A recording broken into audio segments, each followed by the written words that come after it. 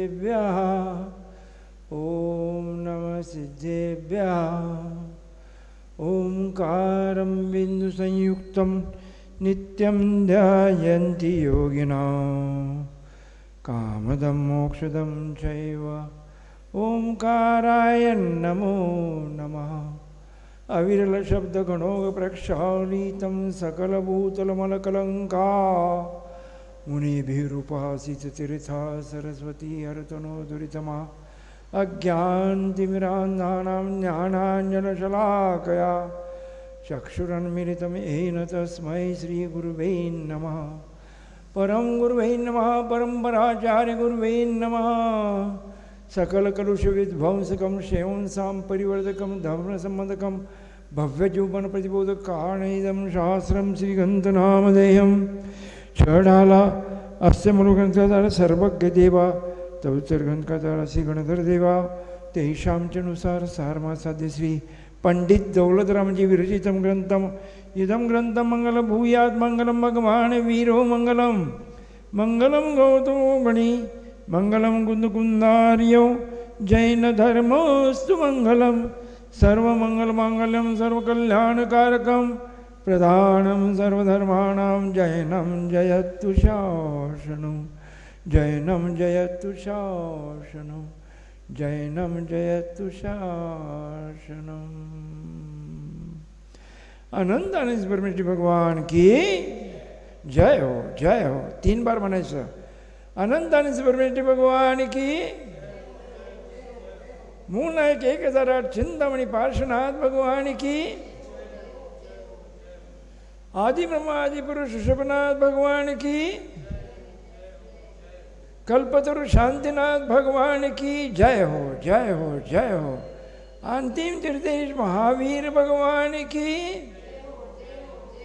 परम पूज्य प्रातस्मरणीय घोर तपस्वी समाधि सम्राट चारित्र चक्रवर्ती योगींद्र चूड़ामणि धर्म साम्राज्य नायक आचार्य श्री शांतासागर मुनि महाराज की जय हो जय हो जय हो।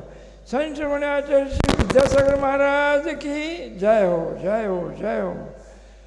समाधि सम्राट आचार्य श्री विराग सागर महाराज की जय हो जय हो जय हो। ज्ञान के सागर चारित्र के सागर महामेधावी महाश्रमण अभिज्ञानोपैकी प्रज्ञाश्रमण चर्या श्रवणी पट्टाधीश मम गुरुदेव आचार्य श्री विश्वसागर मुनि महाराज की जय हो जय हो जय हो। अभिज्ञानोपैकी सारस्वत सागर महाराज की जय हो जय हो जय हो। शान मूर्ति जैन सागर सिद्धसागर महाराज की जय हो जय हो जय हो। 3 काम 9 करोड़ मुनीश्वर की जय हो जय हो जय हो। सिद्धांत शास्त्र की जय हो जय हो जय हो। अहिंसा परमो धर्म की जय हो जय हो जय हो।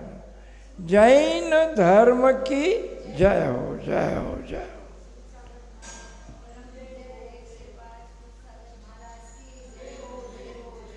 धर्मप्रेमी बंधुओं और माताओं, हम सभी अंतिम तीर्थेश वर्धमान स्वामी के तीर्थ में रहते हैं। वर्धमान स्वामी की पीयूष ध्वनि जो दिव्य ध्वनि जगत कल्याणी है, यह सर्वज्ञ वीतराग नमोस्तु शासन जयवंत हो वीतराग श्रवण संस्कृति। तो रोज के माफक हमारा 6 डाला ये छोटे ग्रंथ का छोटा ना, ये बहुत बड़ा ग्रंथ है। इसको गणेश प्रसाद वर्णी जी इनको छोटा समयसार कहते थे। क्या कहते थे? छोटा समयसार। हाँ, गागर में सागर तो प्रत्येक जैन ग्रंथ है। प्रत्येक जैन की तत्व गागर में सागर है, लेकिन इनकी प्रसिद्धि इतनी हो गई, ऐसे 3 छड़ाला है हो। अभी मुझे सरल सागर महाराज जो है ना हमारे चंदा बाबा, हम देखो चंदा बाबा का एक वैशिष्ट्य है। चंदा बाबा अत्यंत सरल है, उनका वात्सल्य भी अलग है, उनका अनुशासन भी कड़क है। और उन्होंने जो कार्य किया 2018 साल में हमने देखा है, श्रवण में बोला वो अप्रतिम है। उनका अनुशासन बहुत अच्छा है। और उनका और हमारे गुरुजी आचार्य विश्वसागर महाराज का उनका इतना वात्सल्य है, इतना वात्सल्य है। मैं एक बार मेरे सामायिक में आया था कि ये दोनों वो रोजाना वहाँ कितना भी काम रहने दो, वो आचार्य कौन, चंद्रप्रभु सागर महाराज जी जो आचार्य सरस्वती सागर महाराज के शिष्य, हाँ, वो कितना भी काम हो रहने दो, वो काम होने के बाद हमारे आचार्य जी को मिलने के लिए आते ही हैं। कहाँ 2018 साल में।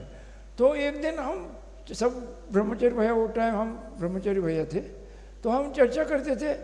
तो मैं क्या बोला उनको, देखो ये चंद्रप्रभु सागर और हमारे गुरुजी जो है ना, ये पूर्व में शायद भैया भैया होंगे, जैसे कि राम लक्ष्मण जो है ना, उनका जैसा अतूट प्रेम है ना, वो एक दूसरे का वात्सल्य बहुत अच्छा है। अभी भी वो कभी भी आचार्य जी जब बोलते थे चंदा बाबा का नाम लेकर ही बोलते थे। और उनको देखो वस्तुनिष्ठ विज्ञान देखो कैसा क्या कर रहा है। तो कल हम गए थे वहाँ, इतना अच्छा अनुशासन, इतना उन्होंने जो बनाया, उन्होंने क्या बनाया, लोगों ने दिया, उन्होंने मार्गदर्शन किया है। एक मार्गदर्शन करके कि आपका है, आप देख लो लोगों के लिए। क्योंकि क्या है, आयुर्वेदिक जो दवा है ना, उनका इफेक्ट नहीं हुआ समझो, कुछ काल के अंदर हो गया तो भी उनका साइड इफेक्ट नहीं होता। क्या, मैं आयुर्वेदिक और एलोपैथिक दोनों प्रैक्टिस करता था, क्योंकि मेरा MFAM नाम का कोर्स था। मैट्रिक के बाद वो 5.5 साल का उनका सिलेबस था। मैं पूर्वाश्रम में गवर्नमेंट आयुर्वेदिक कॉलेज नांदेड़ में पढ़ा हूँ। तो पैथी अनेक है, नेचुरोपैथी, होम्योपैथी, आयुर्वेदिक, एलोपैथी, समझे क्या। अभी अब स्पिरिचुअल हीलिंग निकला है। हाँ, खाली अंदर से ऐसा विचार करना नेचुरोपैथी में कि मैं सुष्टु हूँ, मुझे कुछ हुआ नहीं है, और ऐसा आनंद से रहना, जो भी हुआ है ना वो हसाता वेदने के उदीर्णा में होता है। व्याधि आदि, व्याधि और उपाधि, हाँ, उपाधि तो बाहर से मिलती है, और आदि जो है वो मन के जो विकार है। आजकल इतने मन के विकार हो गए हैं, डिप्रेशन, थोड़ा कुछ हो गया। छोटा बच्चा है, एक बच्चे ने क्या किया, वो उन्होंने मुझे ला के दिखाया। एक बच्चे ने वो कुछ पैसे पिताजी ने दिए थे, 1000-1500 जा वो वाणी के यानी किराना दुकानदार के पैसे दे के आप बोल के दिए थे। और वो बच्चे ने क्या किया, 12-13 साल का लड़का था, उसने क्या किया, वो मोबाइल में वो टाइम गेम खेलते थे, वो 20-20 रुपए के लगा के उसने गेम खेला, और गेम खेल के उसने सब पैसे खर्च कर दिया। और खर्च किया तो फिर वो फिर गिल्टी कॉन्शियस हो गया। अब क्या करेंगे, मेरे पिताजी क्या बोलेंगे। ऐसा करके पिताजी दो कुछ बोले ही नहीं, उनको मालूम नहीं। उनको ऐसा समझा कि वाणी को ये पैसे दे क्या। फिर वो वाणी के घर में इनके गया तो वो 1500 रुपये मिल गए क्या। वो बोले नहीं। हाँ, फिर उन्होंने उनको बुलाया कि तो पैसे क्या किया। तो नीचे गर्दन करके खड़ा रहा, तो थोड़ा डांट दिया। डांट देने के बाद उन्होंने क्या किया, जाके फांसी ले लिया। मैं नांदेड़ में था, एक लड़की ने, आपने देखा होगा, ये एक लड़की ने मुझे दिखाया, देखो आजकल जो है ना थोड़ा सहन करते नहीं। वो बंद किया, गवर्नमेंट ने अच्छा किया, वो ऐसे गेम जो है ना बंद किया मोबाइल के ऊपर। इसलिए मोबाइल नहीं देखना। एक लड़का मुझे आके पास, छुलक जी मेरे पास वहाँ बहुत लड़के आते थे नांदेड़ में। छुलक जी मैं मेरे पिताजी को बोलता हूँ, मेरे पिताजी जो है ना वो खाते समय भी मोबाइल देखते, सोते समय भी मोबाइल देखते। उनको बोलो ओ मेरा नाम नहीं बोलना। वो गुटखा खाते, गुटखा। अशी सगळी मुलं माझ्याकडे तक्रार करायला येत होती हो। मग मी त्यांना बोलून मग सांगत होतो। काही लोकांचे पण मी सोडले। काय एक जण मला काय म्हणाले, आम्ही शेतकरी आहे। हो सुलगजी, आम्ही शेतकरी आहे, आम्हाला रात्रंदिवस कष्ट करावं लागतंय, त्यामुळे जागरण करावं लागतंय। मग आम्हाला काय झालं, आमचे वडील, आमचे आजोबा तंबाखू खात होते हो। काय म्हणलं ते डायरेक्ट माझ्याजवळ सगळे खुल्लं बोलत होते, कारण मी खुल्ला आहे, माझ्या मनात काय नाही। मी जसं मनात वाटतं तसं करतो आणि असंच राहायचं. प्रसन्न धिया, तुम्ही प्रसन्न मनाने राहावं. सगळे तुमचे आधी व्याधी सगळे नाहीसे होतील. व्याधी जो होतो ना तो असाचा विधिण्याच्या उदिरणेमध्ये होतो. कशाने होतो? असाच त्या वेदिनीच्या उदिरणेमध्ये होतो. आणि मग इष्ट अनिष्ट भाव करायचे नाही. ठीक आहे, माझ्या असाचा वेदिनीचा उदय आहे, मग ते असाचा वेदिनी नाश करण्याकरता किंवा असाचा वेदिनीचं संक्रमण सातामध्ये करण्याकरता काय करायचं? देवपूजा, गुरुपास्ती, स्वाध्याय, संयम, तप, ध्यान, तप और जाप, सतत धर्मध्यानात राहायचं. आणि तो तीव्र उदय जो आहे ना तो आपण काय करायचा? असाचा सातामध्ये. म्हणून एकाच प्रकारची व्याधी असणारे जे पेशंट आहेत, रुग्ण आहेत, ते वैद्याकडे, डॉक्टरकडे येतात. एकाच प्रकारचं ते निदान केलं जातं आणि त्याला जे चालणार आहे ते औषध दिलं जातं. परंतु त्यातले 4-5 दुरुस्त होतात आणि 2-3 दुरुस्त होत नाहीत. पुन्हा येतात अजून मला कमी झालं नाही. कारण मूळ कारण डॉक्टर किंवा वैद्य औषध देतो आणि तो दुरुस्त करतो हे आरोपित कथन आहे. हे आरोपित कथन आहे. जोपर्यंत त्याच्या कर्माचा तज्जन्य, त्या उद्याचा त्याच्या तज्जन्य म्हणजे सजातीय याच्यामध्ये संक्रमण होत नाही किंवा नाश होत नाही तोपर्यंत त्याला. म्हणून आपण डॉक्टर नाही विचार करणार. आता अत्यवस्थ रुग्ण आहे, कॉलरा झाला आहे, गॅस्ट्रो झाला आहे, त्याच्या खूप उलट्या संडास होतेच आणि तो त्याच्याकडे सिरियस आला आहे, त्याची नाडी देखील नीट लागत नाही आहे. त्याचं कर्तव्य आहे ताबडतोब त्याला ट्रीटमेंट देणं.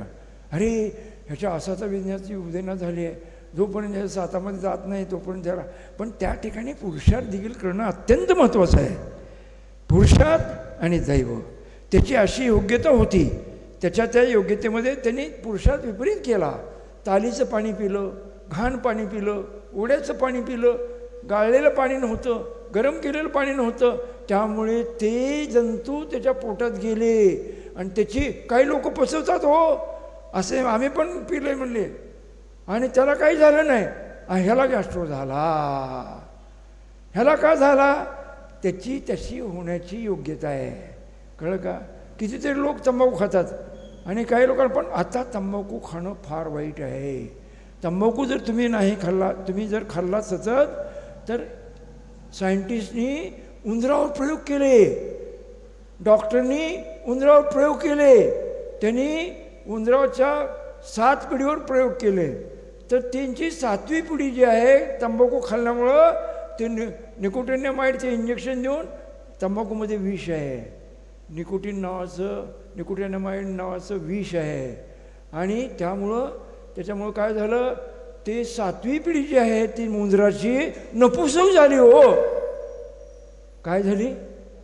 मग तुम्ही जर का तंबाखू नाही सोडली तर तुमचे हळूहळू जनरेशन जे आहे ते 7वी पिढी काय होण्याची शक्यता आहे? संभावना आहे. होईल असं नाही, पण जर प्रयोग केला आहे तर होण्याची संभावना आहे. म्हणून तुम्ही. आणि तंबाखूनं काय होईल? तंबाखूनं चट्टा पडतो.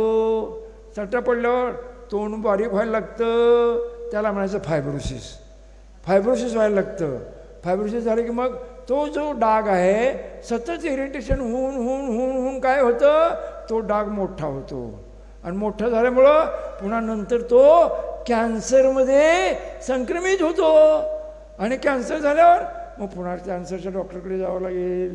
मग तो म्हणतो तुम्ही तंबाखू खाल्ला होता, त्यावेळेला तुम्हाला सांगितलं होतं पण तुम्ही ऐकला नाही, मग आता तुम्हाला कॅन्सर झाला, मग आता तुमच्या गालाचं ऑपरेशन करावं लागेल. आणि मग चेहरा विचित्र होतो. म्हणून मी एकदा काय म्हणलो होतो व्याख्यानामध्ये, कुंतलगिरीमध्ये, तुम्ही अगोदर तुमचे फोटो काढलेत ना ते व्यवस्थित ठेवा. तुम्ही जर का हे तंबाखू किंवा तज्जन्य जर का तुम्ही व्यसन नाही सोडलं तर तुम्हाला कॅन्सर होण्याची शक्यता आहे. ज्या वेळेला तुमचे गालाचा कॅन्सर, ओठाचा कॅन्सर आणि जिभेचा कॅन्सर झाला की मग तुमचं ऑपरेशन करतात, ते तुमचं तोंड वाकडे तिकडे होते, त्यावेळेला तुम्ही तुमचा फोटो बघायचा आणि मग पुन्हा सांगायचं की आम्ही ऐसा वागलो त्यामुळं आम्हाला कॅन्सर झाला. तुम्ही वागू नका, निदान तुमच्या पोरांना तरी तुम्ही सांभाळून ठेवा. हा होतं की, पण त्यांची अनेक कारणं आहेत. तंबाखूनं जसं इरिटेशन होतं तसं तुम्ही सतत ते पदार्थ खाल्ल्यानंतर. आणि असं सिद्ध झालं आहे की एक ब्रायन रेस नावाचा, आपलं हे वेगळंच राहतं, ब्रायन रेस नावाचा एक सायंटिस्ट होता. त्याने 700 रोगाची कारणं शोधून काढली. काय? नीट ऐकून घ्या. ब्रायन रेस नावाचा, मी हे जे ऐकलेलं आहे ते क्षुल्लकरत्न ध्यानसागर महाराजांच्या व्याख्यानामध्ये ऐकलेलं आहे. ब्रायन रेस नावाचा एक सायंटिस्ट होता. त्यांनी 700 रोगाची कारणं शोधून काढलीत. त्याच्यामध्ये अस्वीकृती अस्वीकृती हे कॅन्सरचं कारण आहे. आणि त्यांनी जे कॅन्सरचे रोगानं आहेत त्यांनी हिस्ट्री घेतल्यानंतर अस्वीकृती, तुमच्या जीवनात जे इष्ट अनिष्ट होतं त्याला तुम्ही स्वीकार केला नाही. हे मला असं का झालं, हे मला असं का झालं, हे असं व्हायला नको होतं. जसं की इथे ती आपलं म्हस आहे, ही म्हस मला व्हायला नको होती, ही म्हस मला ही व्हायला नको होती. असं सतत जर तुम्ही विचार केला तर 5-7-8 वर्षांनी त्या ह्याचं तुम्ही स्वीकार केला नाही त्याचा. अरे ही म्हस झाली काय न झाली काय, कुणाला झाली?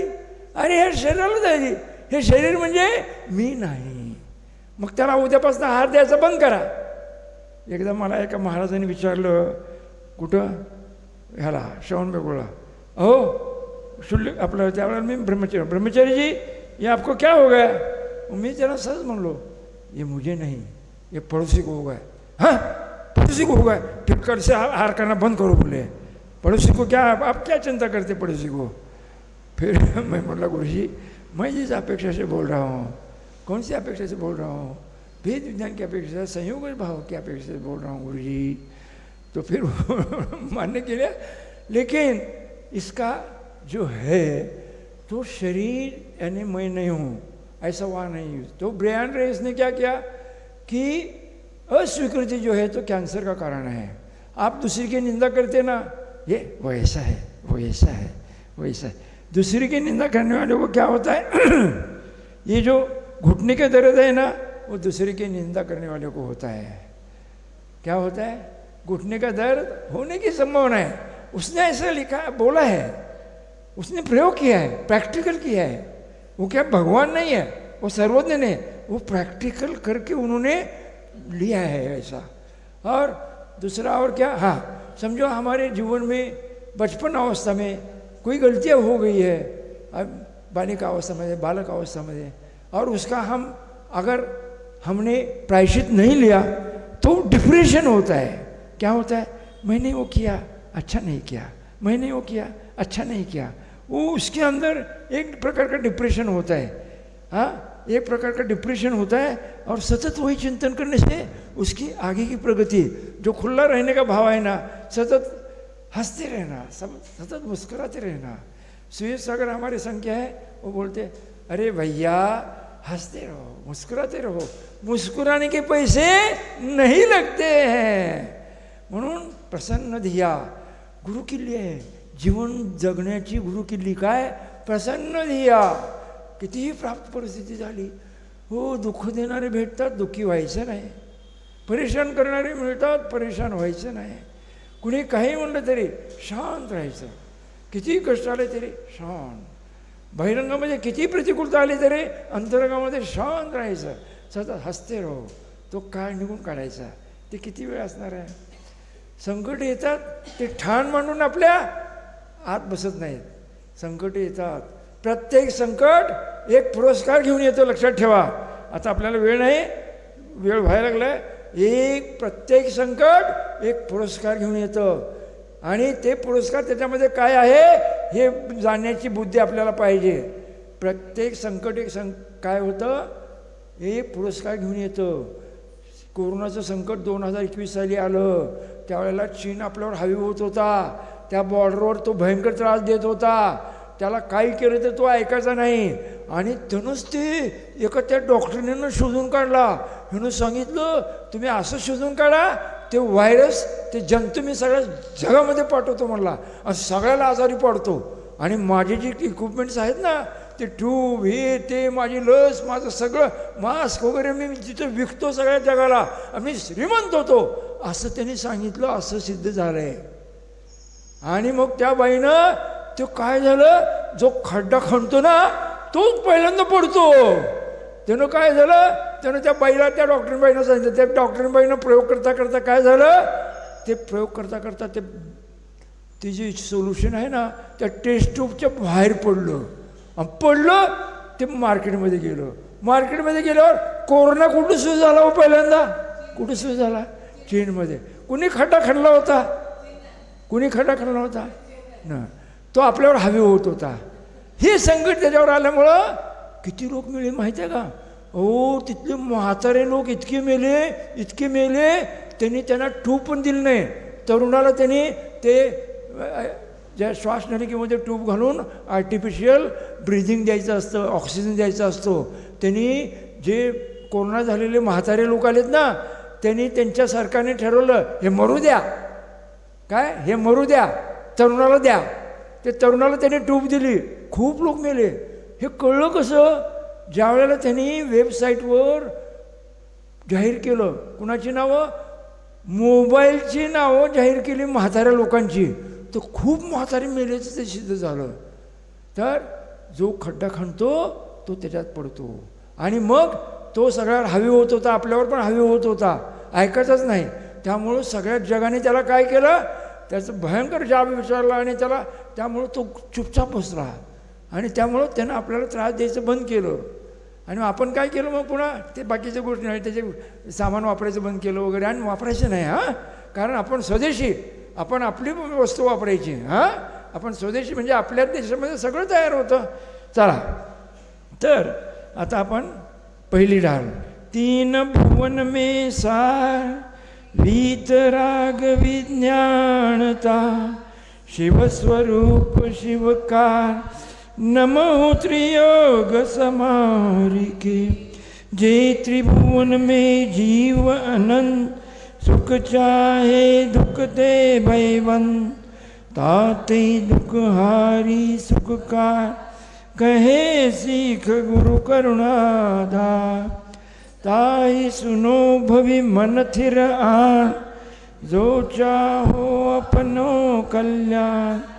मोह महामद पियो अनादि भूल आपको भरमतवादी. तास भ्रमण की है बहु कथा पै कचुकऊँ कई मुनि यथा. काल अनंत निगोद मजा भीत एक इंद्रिय तन धार. एक श्वास में 8-10 बार जन्म्यो मर्यो भर्यो दुख बार. निकसी भूमि जल पावक भयो पवन प्रत्येक वनस्पति थयो. दुर्लभ लही जो चिंतामणि तो पर्याय लही त्रसत्रणी. लट पिपिल अली आदि शरीर धर धर मर्यो सही भोपी. कबहु पंचेन्द्रिय पशु भयो मन बिन निपट अज्ञानी थयो. सिंहादिक सैनी वै क्रूर निबल पशु अति खाए वो. कबहु आप भयो बलहीन सबल ने करी खायो अति दिन. छेदन भेदन भूख पियास भार वह नहीं मात पता. वध बंधन अधिक दुख घणे कोटि जीव ते जात न बने. अतिशंक्लेश भाव ते मर्यो घोर शुभ्र सागर में परियो. तहाँ भूमि पर सत इसो बिछु सहस डसे नहीं तिसो. तहाँ राध शोणित वाहिनी कृमिकुल कलित देहदायिनी. सेमर तरुजल दुतासी पत्र असि जो देह विधारे तत्र. मेरु समान मोह कली जाए ऐसी शीत उष्णता थाय. तिल तिल करे देह के खंड असुर भिड़ावे दुष्ट प्रचंड. सिंधु नीर ते प्यास न जाय तो पण एक न भुंजलाय. तर आपला स्वाध्याय इथपर्यंत आलता ना. तर त्या ठिकाणी आपण त्या बिल असतात, बिल 84 लाख बिल आहेत साहेब. तर त्या बिलामध्ये त्या आपण ज्यावेळेला ते म्हणजे जो जीव नरकात जन्म घेतो तो उलटा पडतो.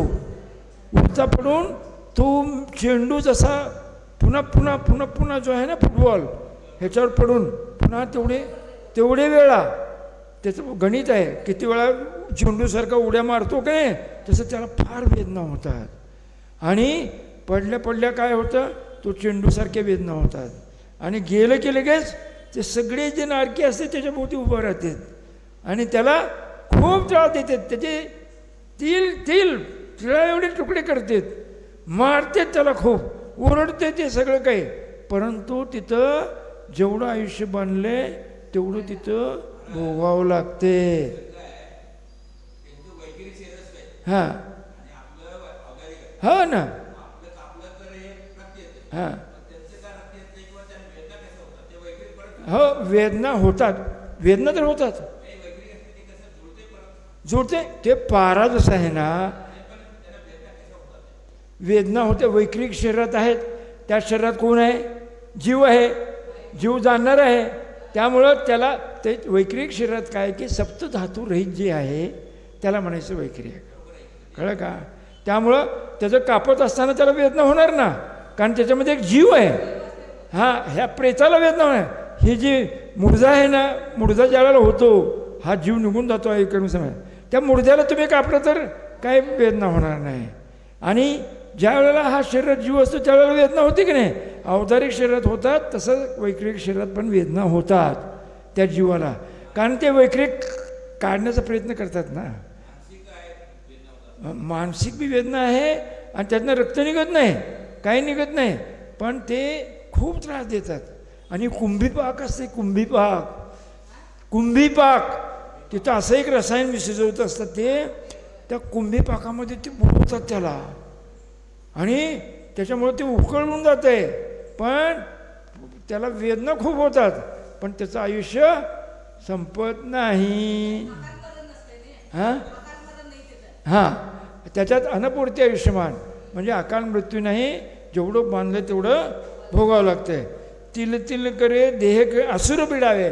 अंबवरी जातीचे जे असुरकुमार आहेत ना, अंबवरी जातीचे असुरकुमार नावाचे जे देव आहेत ते काय करतात, कुतूहल निर्माण करतात. आणि त्यांच्यामध्ये कुतूहल निर्माण होऊन ते काय करतात, तिसऱ्या नरकापर्यंत जातात. आणि तिसऱ्या नरकापर्यंत जाऊन त्या ठिकाणी काय करतात, त्यांचं पूर्वीचं वैर जे आहे ते अवज्ञानाने जाणतात. त्याला सांगतात रे, तसं त्यांनी असं शंभुक म्हणजे शूर्पणखा आणि ह्याचा पोरगा, शूर्पणखेचा पोरगा शंभुक आहे ना, ते खडगास म्हणलो मी त्या दिवशी. ते आहे त्याचं नाव काय, ते सूर्यहास खडग आहे, सूर्यहास आहे ना, चंद्रहास. हा चंद्रहास नावाचं खडग आहे. मी त्या दिवशी खडगास म्हणलो, माझ्या ते लक्षात आलं नाही वृद्धावस्थेमुळं. तसं मिच्छामी दुकडाव, मिच्छामे दुकडाव, मिच्छामे दुकडाव, मिच्छामे दुकडाव. आर्यनंद महाराज म्हणायचे 3 वेळेस म्हणायचं आपल्याकडनं चुकलं तर, आणि एक कायसर करायचा. म्हणून आपल्याला फार लिबरल आहे आणि आपण चुका करायच्या नाहीत, त्या चुका करायच्या नाही. मग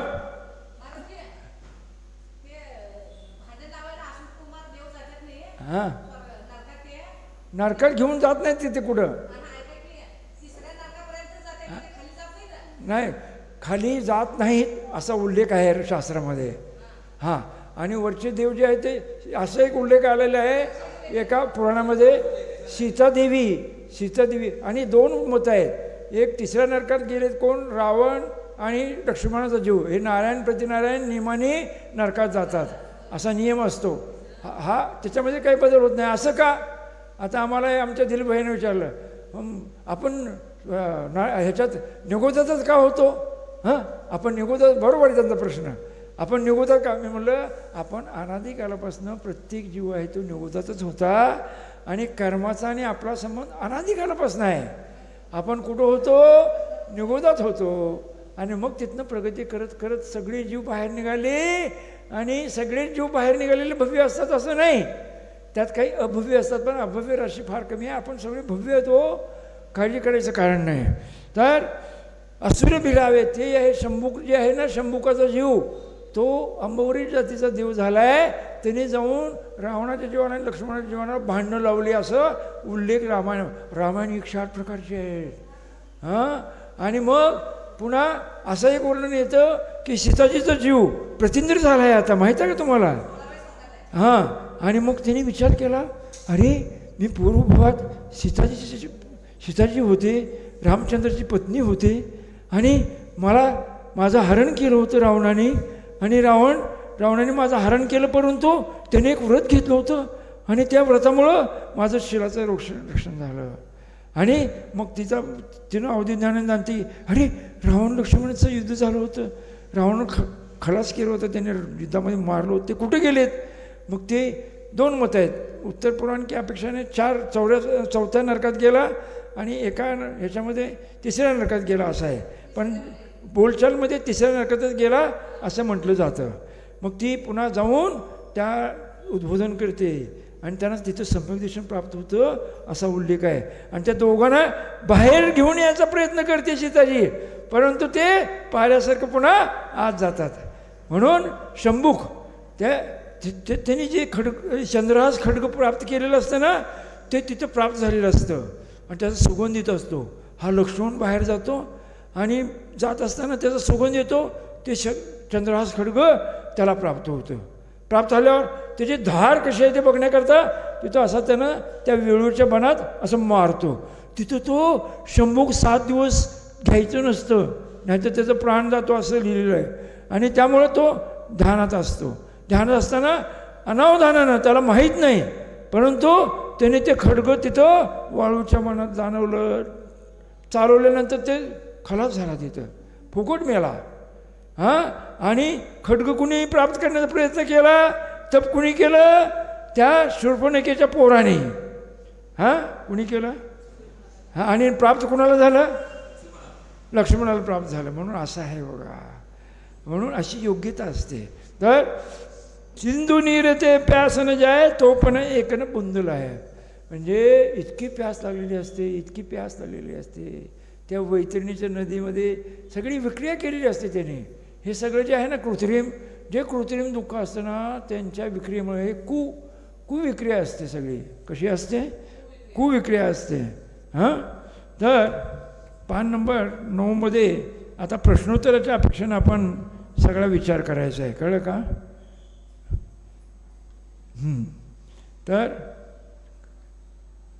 हा भूमी परसत इसो नाही, हे आहे आपण हां हां हां 8 नंबरचा 11 नंबरचा आहे ना? किती नंबरचा दोहा होता बघा बरं.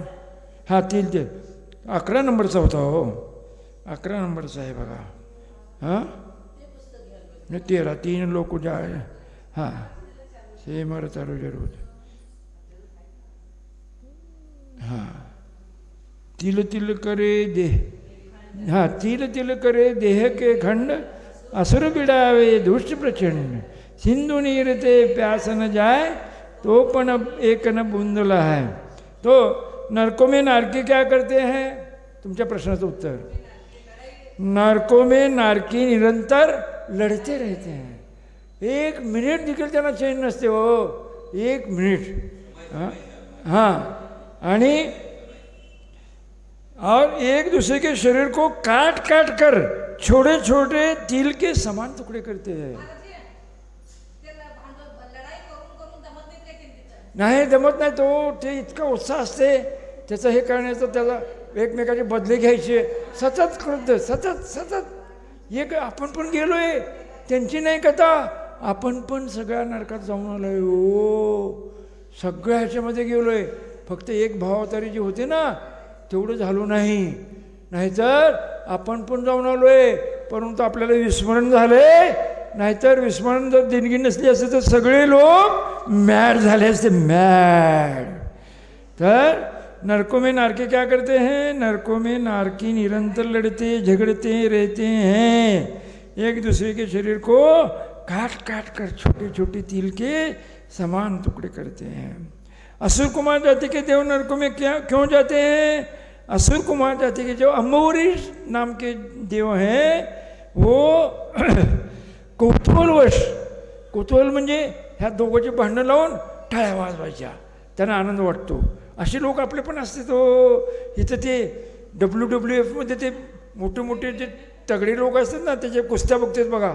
मग आम्ही पण पूर्वाश्रमी बघत होतो. तर आम्हाला एका महाराज म्हणले, नाही ते बघायचं नाही, कुणाची हार कुणाची जीत बघायची नसते.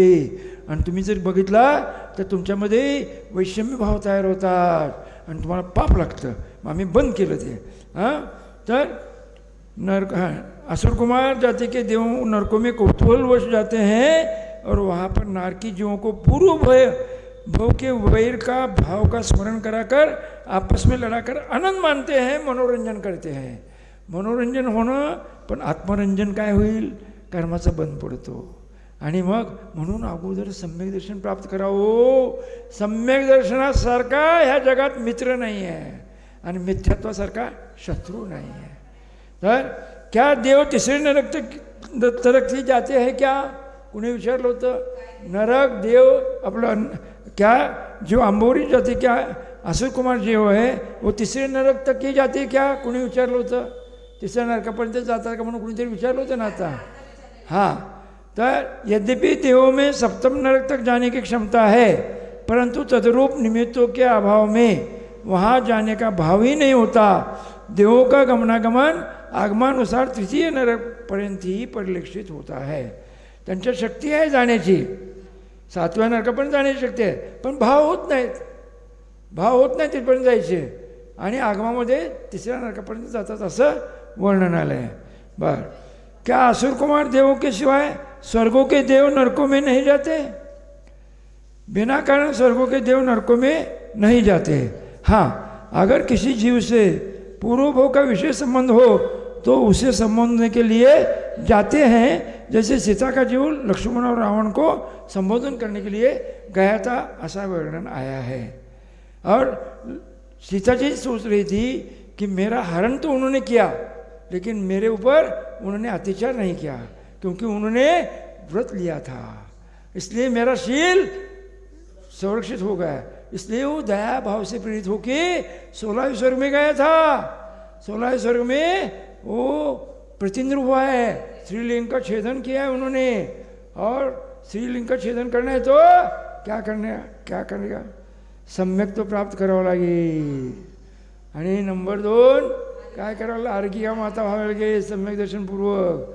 नंबर 3 मी सांगितले तुम्हाला, सांगा बरं. नंबर 3 काय आहे? नीट आहे का?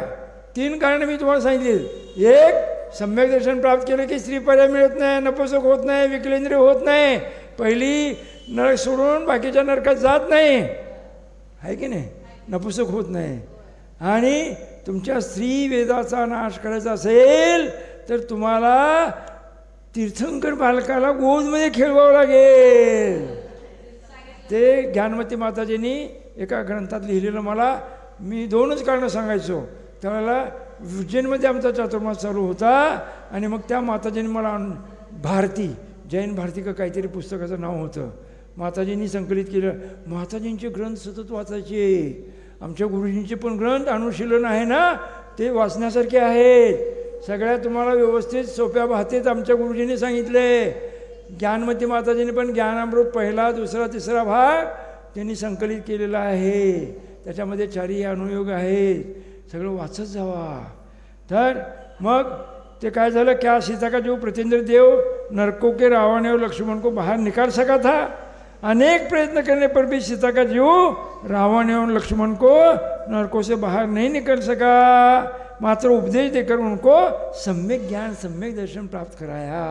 अरे तुम्ही पण भगवान आत्मा आहेत, एकमेकांचे किती किती निमित्त. हे बघा, हे भवभार राम लक्ष्मण भाऊ होते, सीता पण त्यांची ही होती, असं येते वर्णन रामायणामध्ये, वाचा तुम्ही. तर मग तिनं त्या सगळं समजावून सांगते आणि त्यांना सम्यक दर्शन त्या ठिकाणी होतं असा त्या ठिकाणी उल्लेख मिळतो. नरकों में प्यास किसी लगती है? नरकों में इतनी अधिक प्यास लगती है कि समुद्र का संपूर्ण जल पीने पर भी शांत हो. इतनी तीव्र उदर आहे सो की पाणी खूप प्यावं लागतं, पण पाणी मिळत नाही. पाणी पिण्याकरता म्हणून ते वैतरणी नदीमध्ये जाऊन ते सगळं घाण असतं, सगळं एवढं असतं, त्याचा भयंकर त्याचं कडवट असतं ते, असं वर्णन केलेलं आहे. कळलं का? नरकों में एक बूंद भी पानी को नहीं मिलता, प्यास से तृषित पानी के लिए तड़पते हुए नारकियों को मुख में अन्य नारकी कहाड़ों में खौलते हुए जो कुंभीपाक है ना, ते ताम्र लोह जल को बलात् ताम्र आणि लोहाचं गरम केलेलं जल असतं त्याला कुंभीपाक म्हणायचं. उसके मुंह में उड़ेलते हैं जिससे उनकी वेदना असह्य होती है. वेदना तर होती ना. अहो वैक्रिक शरीर कट केलं समजा, त्याचे तुकडे तुकडे केले तरी त्याला वेदना होतील की नाही? हां हां. और असह्य वचनाती होती है, हो जाती है. नरकों में कभी हम भी गए क्या? नरकों में हमने अनेक बार वहाँ के भीषण दुखों को सहन किया है, परंतु आज यहाँ आकर भौतिक चकाचौंध में एवं इंद्रिय लंपटता में सब कुछ भूल गए. त्या नरकात म्हणतो अरे बाप रे, त्याचं तिथं तिकडे सम्यक दर्शन होतं. नरकामध्ये तिसऱ्या नरकापर्यंत जातीस्मरण, पुन्हा वेदनानुभव आणि धर्मश्रवण आणि ह्या तीन कारणाने तिथं तिकडे सम्यक दर्शन होतं. तीनच्या खाली जातीस्मरण आणि वेदनानुभव हेच कारण सांगितलं, लक्षात ठेवायचं.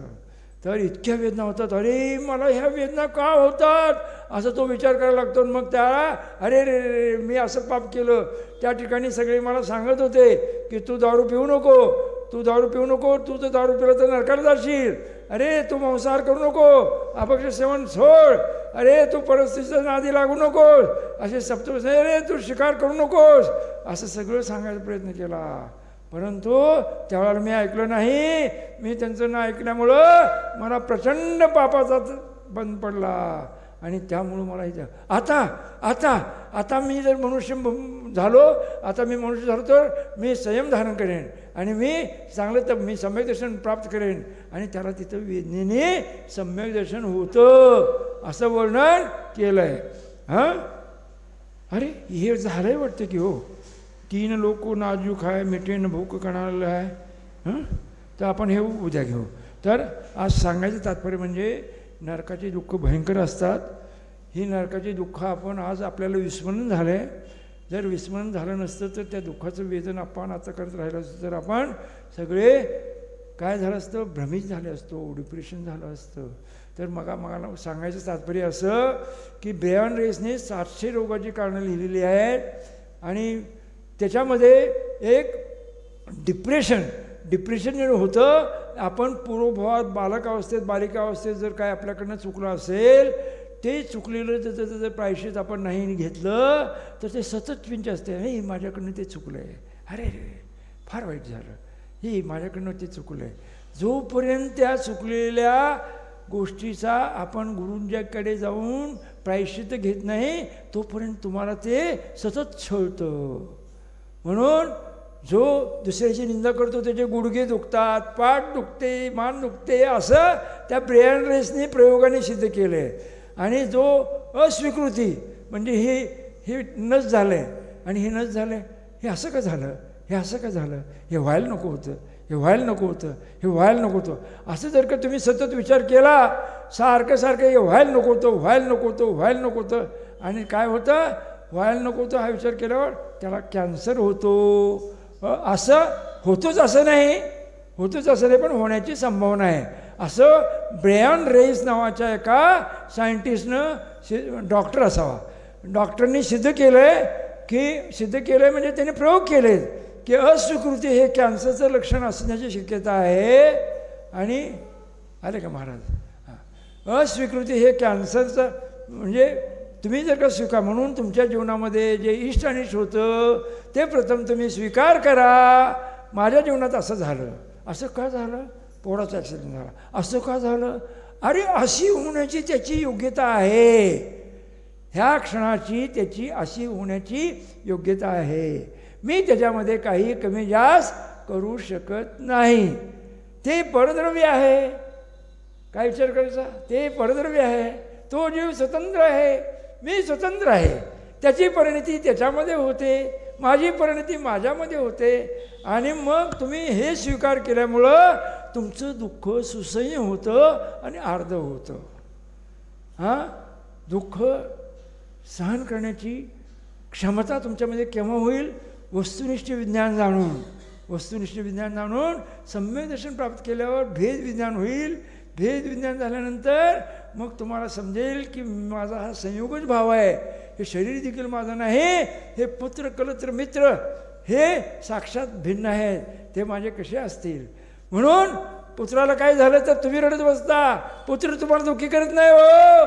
तुमचा जो ममत्व भाव आहे ना त्याच्यावरचा, तुमचा ममत्व भाव तुम्हाला दुःखी करतो. पुत्र तुम्हाला दुःखी करतो असं म्हणणं हे आरोपित कथन आहे. काय पुत्र तुम्हाला दुःख देतो असं म्हणणं आरोपित कथन आहे. तुमचा त्याच्यावरचा जो कोणता भाव, ममत्व भाव, आपलेपणाचा भाव, माझा आहे, माझा आहे, माझा आहे. म्हणून हे केव्हा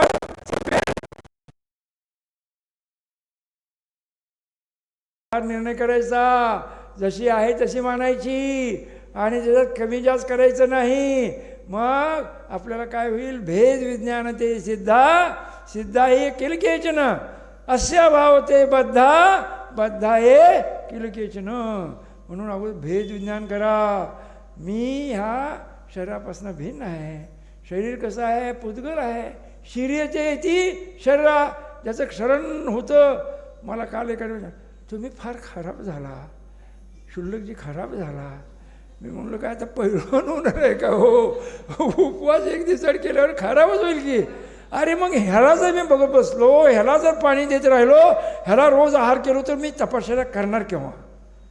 मी निर्णय केला आहे कुछ नाही, घर क्यों छोड़ा है मैंने. मैं गुरुजी को बोलता मागच्या वर्षी म्हणाल सारस्वत महाराज डांट देते, हो फार खराब आप बहुत ये हो गया, अब थोड़ा आहार ले लो. मतलब नहीं, हर अनादि काल से कितना, मैंने उनको बोला है मैंने ड्रम भर के मलाई खाई है. मैंने गुरुकुल में 32 रसगुल्ले पचाए हैं, 5 किलोमीटर के दौड़ लगाए. आप भी मुझे साधना करना है. मैंने पाप भी बहुत किया है. वो पाप का एक रज कण भी मैं नहीं रखूँगा. हाँ, नमस्ते सर. जय बोलो सारस्वत महाराज की जय हो. गुरु जी आपका ही विषय चालू था. नमस्ते सर. ठेवा तिकडे. तर सांगायचं तात्पर्य असं की दुःखी व्हायचं नाही. जे दुःख आहे ते अगोदर मान्य करायचं, त्याला स्वीकार करायचा. आणि ते स्वीकार केल्यामुळे काय होईल, ते दुःख तुम्हाला अर्ध होऊन जाईल. आणि ते परद्रव्य आहे असं विचार करायचं. आणि वस्तुनिष्ठ विज्ञान जाणून स्वतः सम्यक दर्शन प्राप्त करायचं. 24 भगवान